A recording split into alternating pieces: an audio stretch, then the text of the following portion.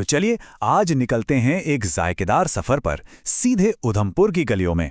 यहाँ हर मोड़ पर एक नया स्वाद इंतजार कर रहा है। हम देखेंगे कि सुबह के नाश्ते से लेकर रात के खाने तक एक पूरा दिन उधमपुर में कैसे स्वादिष्ट तरीके से गुजारा जा सकता है। देखिए, उधमपुर का खाना ना सिर्फ पेट नहीं भरता, ये असल में यहाँ की कहानी सुनाता है। यहाँ के पहाड़ों की, यहाँ के लोगों की और सबसे बढ़कर डोगरा विरासत की। हर डिश में आपको वो गर्मजोशी और सुकून मिलेगा जो इस जगह की पहचान है। तो दिन की शुरुआत करें। चलिए देखते हैं कि सुबह और दोपहर में यहाँ के लोगों की प्लेट में क्या होता है, वो पारंपरिक और पौष्टिक व्यंजन जो उन्हें दिन भर के लिए तैयार करते हैं। सबसे पहले बात करते हैं मदरा की।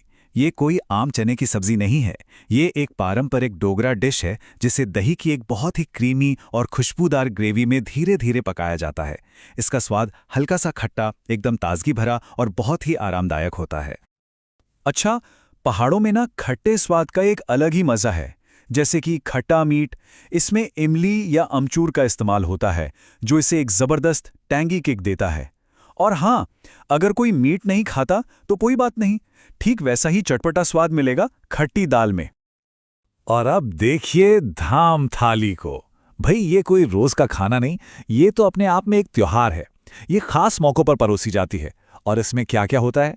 अरे, इसमें तो चावल हैं, दाल है, राजमा है, कढ़ी है, साथ में बूंदी रायता, मीठा दही, चटनी, मतलब स्वाद का पूरा मेला एक ही थाली में। तो जैसे जैसे दिन ढलता है और शाम होती है ना, उधमपुर की सड़कों का मिजाज ही बदल जाता है। हर तरफ से स्ट्रीट फूड की महक आने लगती है। तो चलिए अब शाम के नाश्ते के लिए तैयार हो जाइए। अब पनीर तो सबने खाया है ना? लेकिन क्या कभी पहाड़ी पनीर के बारे में सुना है? रुकिए, ये वो वाला पनीर नहीं है जो हम सोचते हैं। ये कुछ बिल्कुल अलग है। इसका नाम है कलारी, या कुछ लोग इसे मैश क्रीज भी कहते हैं।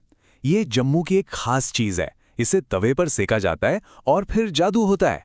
बाहर से एकदम क्रिस्पी, कुरकुरा और अंदर से चीज की तरह पिघला हुआ, गुई। इसे बस चटनी के साथ खाइए, मजा आ जाएगा।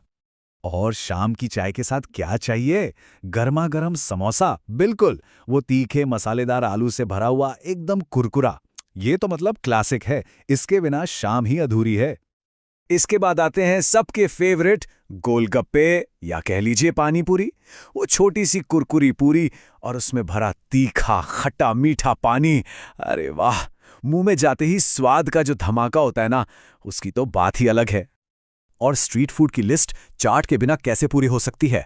तरह तरह की चीजें, उसके ऊपर दही, मीठी तीखी चटनियां, मसाले, मतलब हर चम्मच में एक नया स्वाद। ये एक ऐसा स्नैक है जिसमें सारे फ्लेवर्स एक साथ मिल जाते हैं। तो शाम के चटपटे नाश्ते के बाद अब वक्त है रात के खाने का। यहाँ डिनर बड़े आराम से, इत्मीनान से किया जाता है और इस वक्त का फोकस होता है उन डिशेस पर जिन्हें धीमी आंच पर बड़े प्यार से पकाया जाता है। तो प्लेट में क्या है?